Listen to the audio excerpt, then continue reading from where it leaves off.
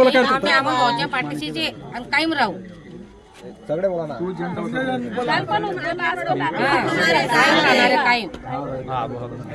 म्हणजे तुम्ही आता अमोल भाऊच्या पाठीशी राहणार का? बोला अजून परत. आणि जे काल प्रवेश झाला तुमचा बोला. अमोल भाऊ आगे बढ़ो.